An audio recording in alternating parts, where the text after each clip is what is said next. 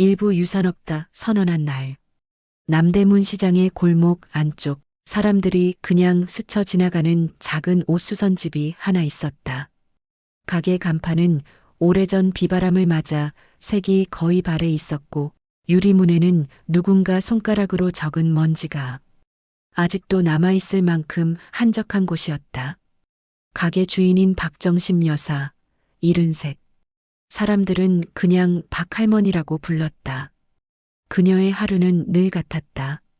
아침 7시에 지하철 두 정거장을 걸어 내려와 문을 열고 커피포트를 올려놓고 라디오를 틀며 바늘과 실을 준비하는 일.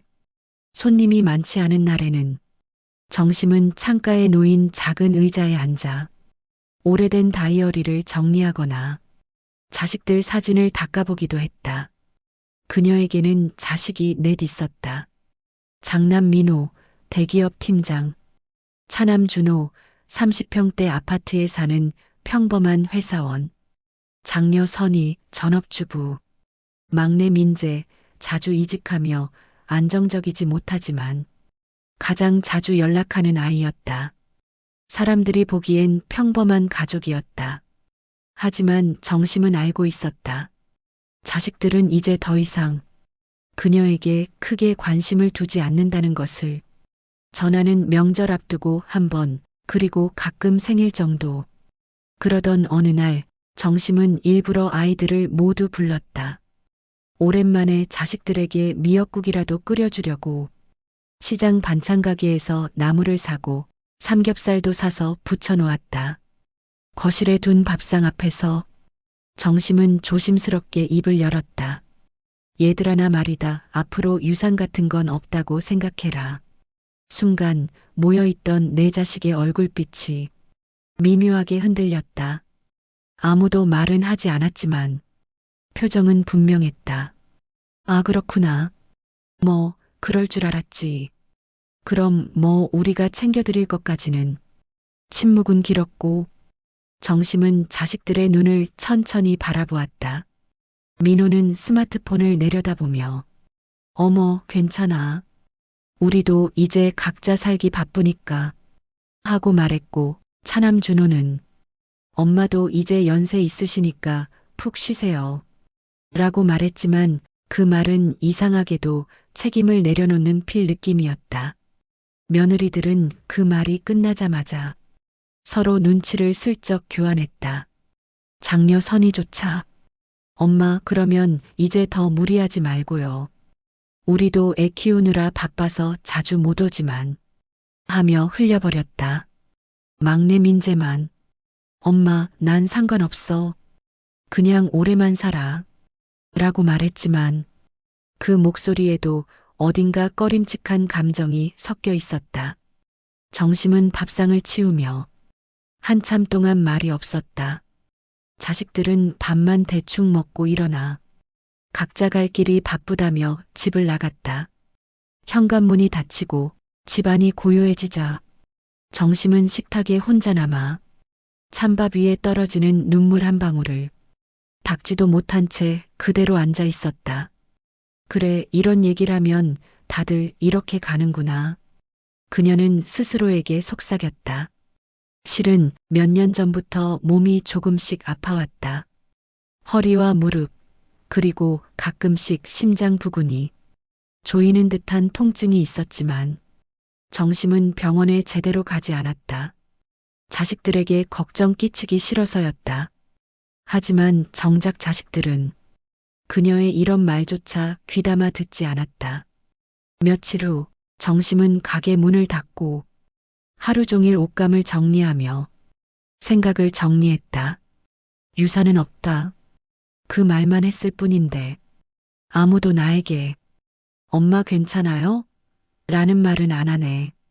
그날 밤 정심은 집에 돌아와 작은 종이 상자를 하나 꺼냈다. 오래된 통장 몇 개, 남편이 살아있을 때 미처 쓰지 못한 편지들, 그리고 정심이 평생 모아온 알 수 없는 봉투가 몇 개 들어 있었다. 그녀는 오래된 통장을 한 장씩 넘겼다. 금액은 변한 적 없었다. 정말로 자식들에게 줄 유산은 없는 것이나 마찬가지였다. 그녀는 그래서 더 마음이 아팠다. 가난해서 미안했고, 부족해서 미안했고, 아이들에게 짐이 되는 게 싫었다. 하지만 그 밤 정심은 단 하나의 결심을 했다. 그래, 나는 이제부터 내 마음이 시키는 대로 살 것이다. 자식에게 기대지도 않고, 돈을 위해 행동하지도 않고, 누가 나를 이용할까 걱정하지도 않을 것. 그녀는 처음으로 내 인생의 마지막 챕터를 내가 직접 작성한다는 선택을 했다. 그 선택이 3년 뒤 대한민국 전체를 놀라게 할 200억 기부 소식으로 이어진다는 사실을 그때는 아무도 몰랐다. 이부 가게의 마지막 날, 그리고 아무도 몰랐던 변화. 남대문 시장에 내리쬐는 겨울 햇살은 차갑고 바람은 골목을 돌아 나오며 정심의 작은 가게 앞 현수막을 흔들었다. 정심은 가게 문을 열며 긴 한숨을 내쉬었다. 어느 날부터인지 문을 열 때마다 마음 한 구석이 쿡쿡 찌르는 느낌이 들었다. 오늘은 좀 괜찮으려나 라며 허리를 펴고 앉았다. 손님은 예전보다 더 뜸해졌다. 사람들은 다 백화점이나 인터넷 쇼핑몰을 이용했고, 그나마 오는 손님도 바지 기장 줄여주세요 같은 작은 수선이었다. 하지만 정심은 그 작은 주문들이 고마웠다. 일할 수 있다는 느낌, 아직도 사회와 연결되어 있다는 감각을 놓치고 싶지 않았기 때문이다. 그러던 어느 날 평소와 달리 정심 가게 앞에 낯선 두 사람이 서 있는 것이 보였다. 정장 차림에 서류 가방을 든 사람들이었다. 박정심 여사님 맞으시죠? 한 남성이 인사를 하며 말했다. 정심은 깜짝 놀랐다. 예, 맞는데요? 제가 뭘 잘못했나요? 남성은 미소를 지으며 말했다. 아닙니다. 저희는 법무법인에서 나왔습니다. 지난번 문의하셨던 내용 정리해 드리려고요. 정심은 순간 당황하며 가게 문을 살짝 닫았다. 아, 네. 근데 여긴 사람이 많으니까 다음에 따로 연락드릴게요. 두 사람은 고개를 끄덕였다. 그럼 여사님이 편하실 때 연락 주세요. 말씀하신 부분은 그대로 준비해 두겠습니다. 그 말만 남기고 둘은 빠르게 사라졌다.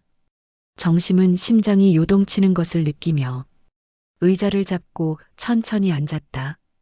법무법인. 내가 왜 그들을 부른 거였지?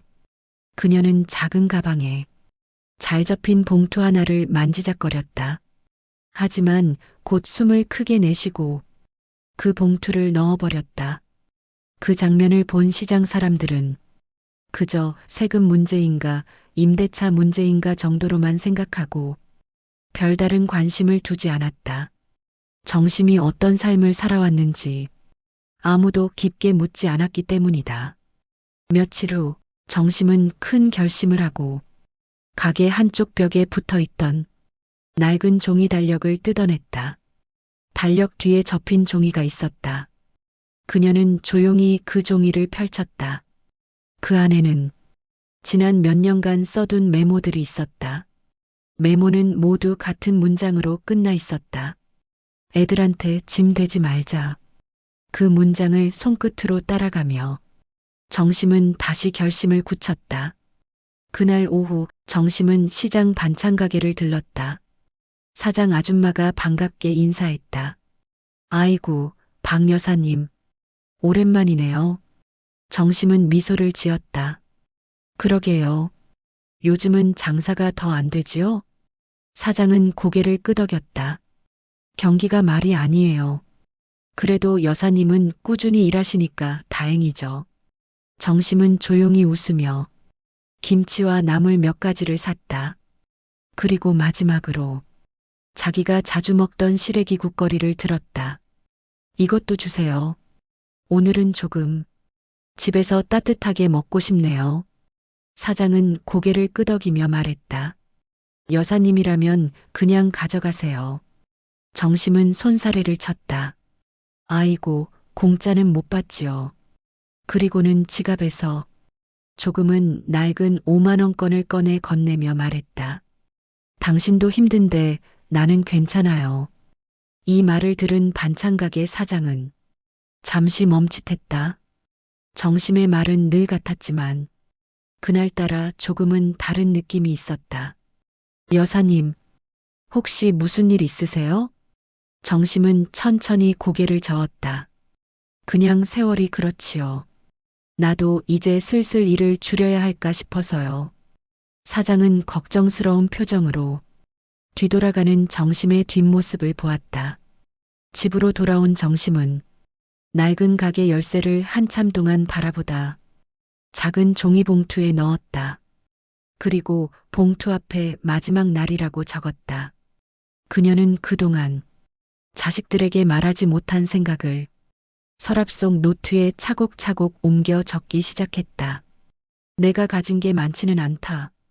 하지만 그것 때문에 애들이 다투는 꼴은 보기 싫다. 나는 이제 혼자라도 괜찮다. 외롭지 않다. 나는 평생 최선을 다해서 살았다.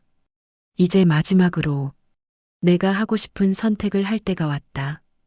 그녀는 펜을 내려놓고 창밖을 보았다. 멀리서 겨울바람에 흔들리는 가로등 사이로 사람들이 빠르게 지나가는 모습이 보였다. 세상은 이렇게 바쁘게 돌아가고 그 안에서 자신은 그저 조용한 작은 점처럼 서 있었다. 하지만 이상하게도 그날따라 마음은 오히려 편안했다. 그래, 이걸로 됐다. 정심은 턱을 괴고 앉아 한참 동안 창밖을 바라보았다. 며칠 뒤 정심은 갑자기 가게를 정리하기로 결심했다. 가게 문을 닫고 정리 중이라는 메모만 붙여두었다. 이 소식을 들은 시장 사람들은 깜짝 놀라면서도 이유를 묻지 않았다. 정심은 사람들에게 대단한 존재가 아니었기에 모두가 연세도 있으니 쉬시려나 정도로만 생각했다. 그러나 바로 그날 밤 정심은 처음으로 자식들에게 전화를 걸지 않았다. 그녀는 더 이상 그 아이들이 이 상황을 공유할 필요가 없다고 판단한 것이다. 며칠 뒤 정심의 작은 집 앞에 낯선 검은색 차량이 멈춰섰고 검은 양복을 입은 사람이 들어왔다. 단 10분뿐인 대화였고 대화가 끝나고 나서 정심의 손에는 도장이 찍힌 서류 한 장이 남아 있었다. 그녀는 그 종이를 한참 동안 바라보았다. 그러고는 아주 천천히 미소를 지었다. 이제 준비는 다 됐다. 산부 장례식 이후 드러나는 진짜 얼굴. 정심이 가게 문을 닫은 지 한 달, 시장 사람들은 아직도 그 가게 앞을 지나가며 박 여사님 어디 아프신가? 요즘 안 보이네. 라고 수군거렸다. 하지만 그녀의 자식들은 단 한 번도 시장에 오지 않았다. 가게가 닫힌 것도 몰랐다. 아니, 관심이 없었다는 게 더 정확했다. 정심은 그동안 가게 대신 병원과 조용한 상담실을 오갔다. 그리고 자신의 마지막 준비를 하나씩 아주 조용히 진행하고 있었다. 그녀는 이제 자식에게 기대하거나 서운해하지 않았다. 이제 정말 내가 결정한 대로 하면 돼. 그녀는 남편의 사진 앞에서 조용히 기도하듯 속삭였다. 시간은 빠르게 지나갔고 정심은 어느 차가운 아침 깊은 잠에서 다시는 깨어나지 않았다.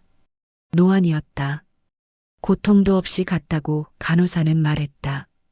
정심의 방은 깨끗하게 정리되어 있었다. 가장 눈에 띄는 건 책상 위 작은 메모 한 장. 내 인생 참 잘 살았다. 아이들에게 너무 기대하지 않았기에 미움도 없었다. 그저 따뜻한 날들을 기억한다. 이 메모는 나중에 큰 파장을 부르게 될 유일한 흔적이었다. 정심의 죽음을 가장 먼저 알게 된 사람은 시장 반찬가게 사장이었다. 정심이 며칠째 모습을 보이지 않아 집을 찾아갔다가 발견한 것이다. 사장은 떨리는 손으로 장남 민호에게 전화를 걸었다. 저 민호 씨죠? 어머니가 오늘. 민호는 퉁명스럽게 대답했다. 예, 무슨 일이신데요? 지금 회의 중인데 어머니가 돌아가셨어요. 예, 전화기 너머에서 한동안 아무 말도 들리지 않았다. 하지만 곧 민호의 목소리는 놀람보다는 당혹에 가깝게 떨리고 있었다. 네네. 일단 제가 알아서 가보겠습니다. 전화를 끊은 뒤 민호는 몇 초 동안 멍하니 앉아 있었다. 그러다 이내 회사 일정표를 확인하듯 평온하게 속삭였다. 오늘 중요한 미팅이 있는데 그 말 한마디가 그가 어떤 사람인지 그대로 보여주는 대답이었다.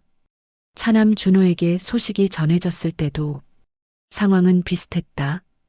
형이 가겠지. 아니면 누나가 가겠지. 그는 스스로 위로하며 일단 퇴근 후에 가겠다고 말했다. 장녀 선희는 소식을 듣자마자 눈물을 흘렸지만 그 눈물은 슬픔이라기보다는 충격에 가까웠다. 어머니가 나한테 아무 말도 없이 하지만 그녀도 바로 움직이지 않았다.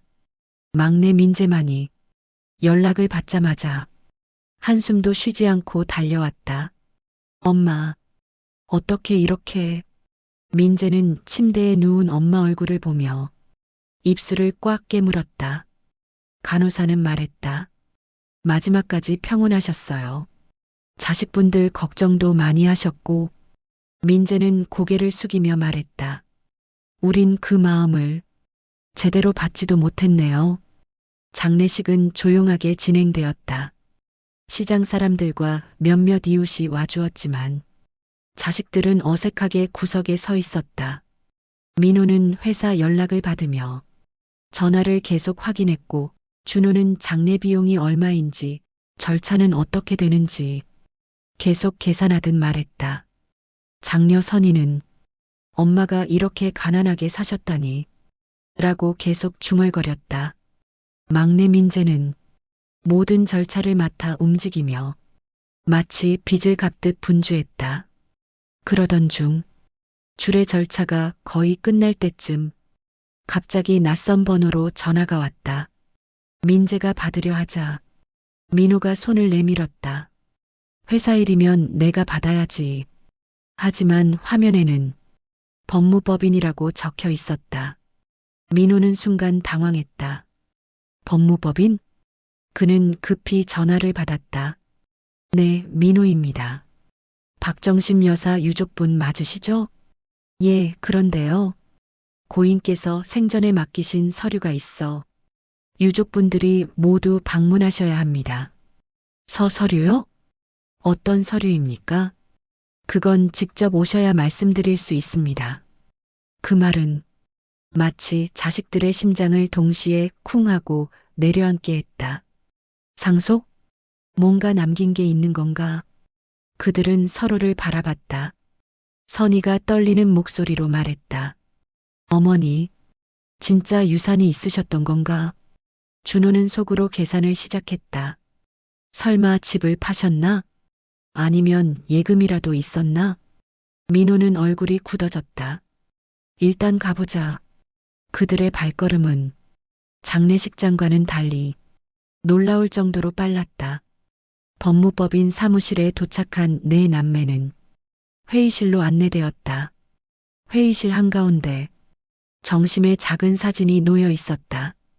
변호사는 차분하게 말했다. 고인께서는 생전 여러 사전 준비를 해두셨습니다. 오늘 그 내용을 유족분들께 정식으로 전달하려 합니다. 자식들은 숨을 죽였다. 변호사는 봉투를 하나 꺼냈다. 봉투 앞에는 정심의 또박또박한 필체로 이렇게 적혀 있었다. 내 아이들에게. 민호의 손이 떨렸다. 변호사가 봉투를 열었다. 그 안에는 편지 한 장과 서류 몇 장이 들어 있었다. 변호사는 편지를 그대로 읽기 시작했다. 얘들아, 나는 평생 너희 부담이 되는 게 싫었다. 그래서 유산 없다고 말했다. 그 말이 진심일 수도 있고 반만 진심일 수도 있다. 자식들 얼굴이 변했다. 내가 가진 걸 너희가 두고 다툴까봐 두려웠다. 그래서 모두에게 기대 말라고 했다. 준호는 침을 삼켰다. 하지만 내가 마지막으로 하고 싶었던 건 돈이 아니라 너희가 서로에게 조금 더 따뜻해지는 것이었다. 선희의 눈가에 눈물이 고였다. 편지의 끝에는 짧은 문장이 적혀 있었다. 내 마지막 선택은 너희가 아니라 내 마음이 정했다. 그리고 편지는 여기서 끝났다. 자식들은 서로를 바라봤다. 무슨 의미인지 이해할 수 없었다. 그때 변호사가 말했다. 이제 고인의 생전 결정에 따른 사후 조치에 대해 알려드리겠습니다. 자식들의 시선이 서류 한 장으로 향했다. 변호사는 조심스럽게 말했다. 박정심 여사께서는 본인의 전 재산을 특정 단체에 기부하셨습니다. 정적? 말 그대로 방 전체가 완전히 멈춰 있었다.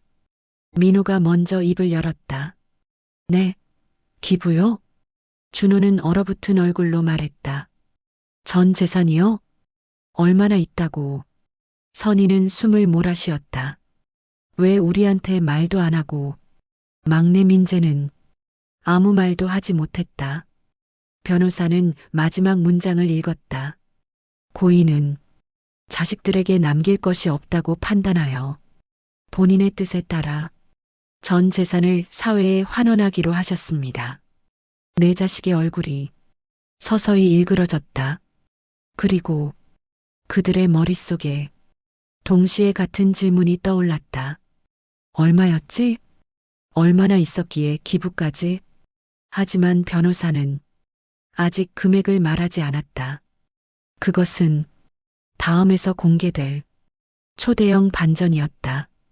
사부 전국을 뒤흔든 뉴스, 그리고 엄마의 마지막 마음. 법무법인을 나오는 순간 내 자식의 표정은 모두 얼어붙어 있었다. 장례식장에서 보였던 피곤함이나 슬픔은 사라지고 대신 혼란과 불안이 뒤섞인 묘한 감정만 남아 있었다. 민호가 가장 먼저 입을 열었다. 야, 너희 아무도 엄마 재산에 대해 알고 있었어? 준호가 고개를 저었다. 말도 안 돼. 엄마한테 돈이 어디 있다고. 기부를 해? 뭘 기부해? 선희는 두 손으로 입을 막았다. 그럼 이게 정말 끝인 거야? 어머니 남긴 거 아무것도 없어? 막내 민재는 창백한 얼굴로 말했다. 엄마는 정말 우리에게 줄 게 없다고 생각하신 거야.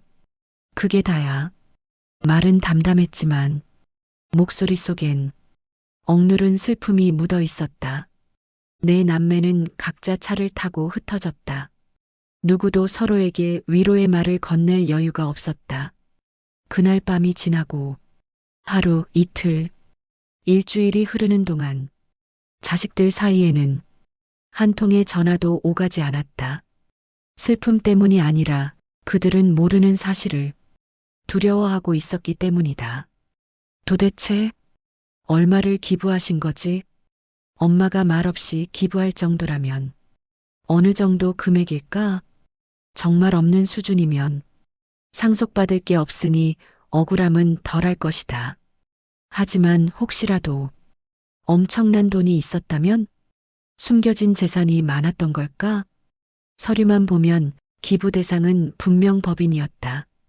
문제는 금액이 공개되지 않았다는 점이었다. 그리고 그 불안은 정확히 9일째 되는 날 폭발했다. 속보입니다. 재래시장 옷가게 할머니 200억 기부.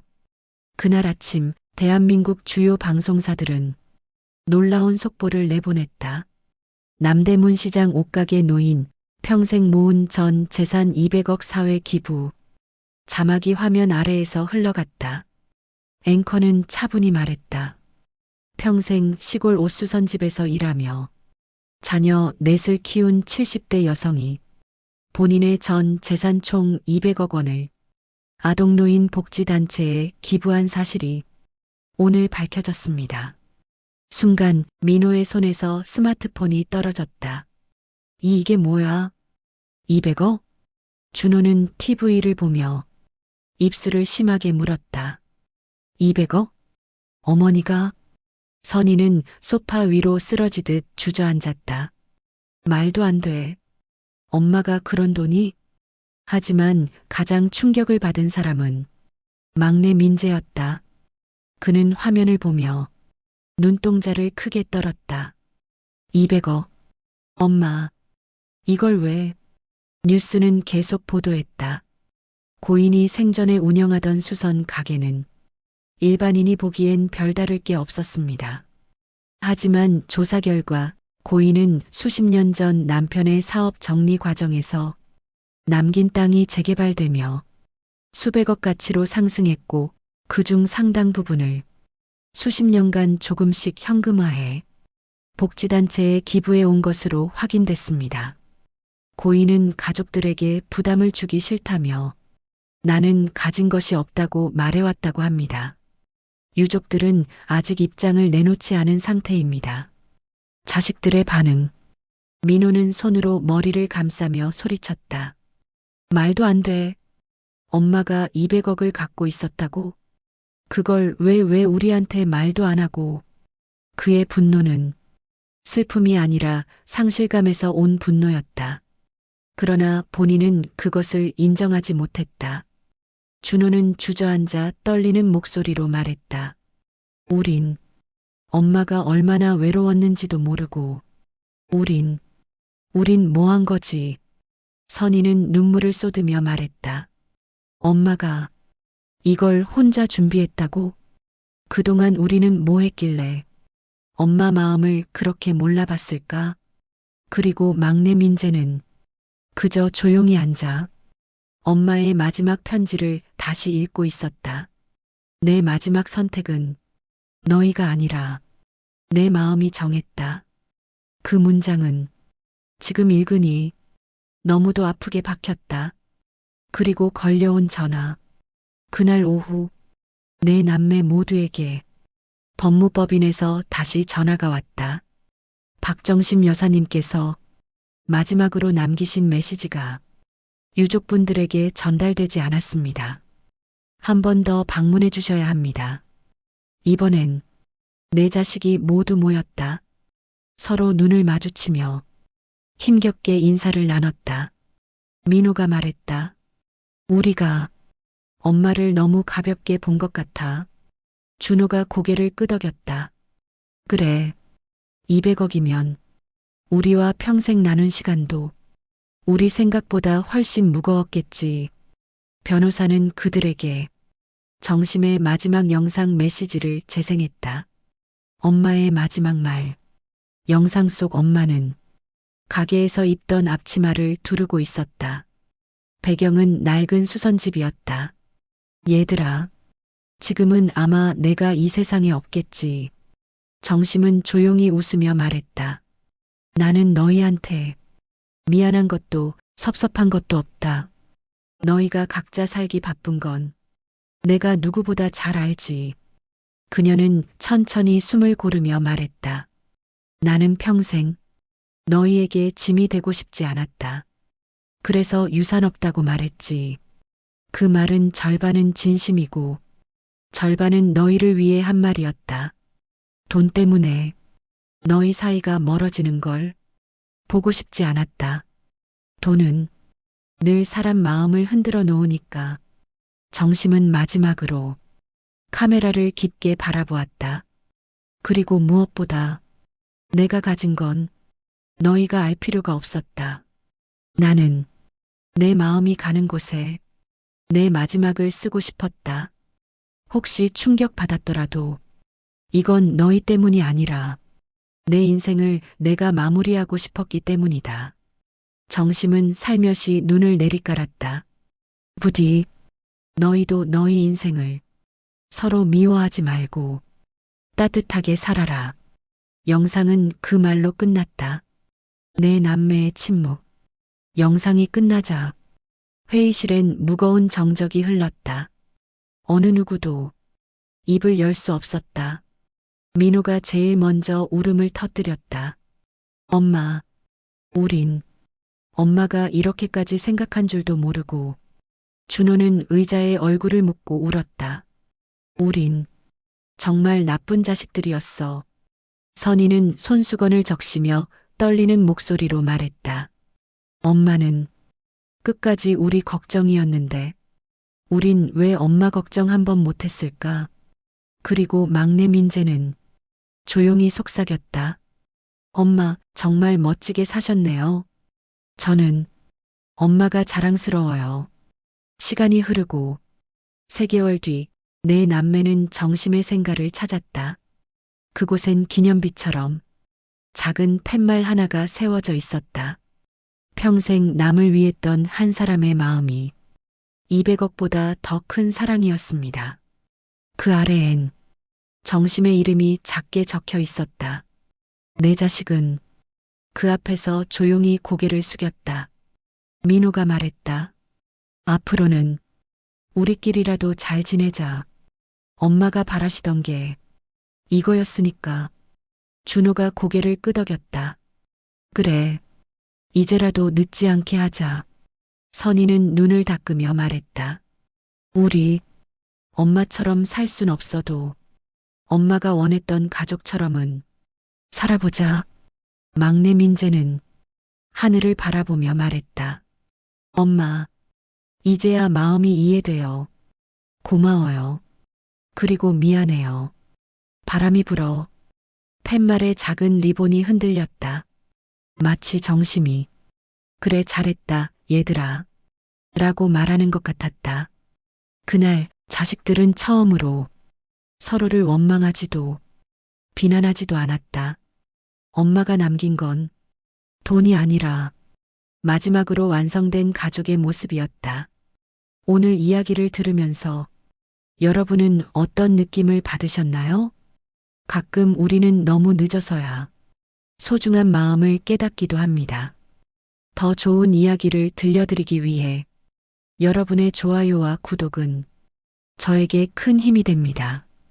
또 여러분의 삶 속에도 누군가에게 꼭 들려주고 싶은 따뜻한 이야기들이 있다면 댓글로 남겨주세요. 소중한 사연을 각색해 또 하나의 감동으로 만들어 드리겠습니다. 여러분의 느낌, 여러분의 생각, 그리고 여러분의 이야기 댓글로 기다릴게요.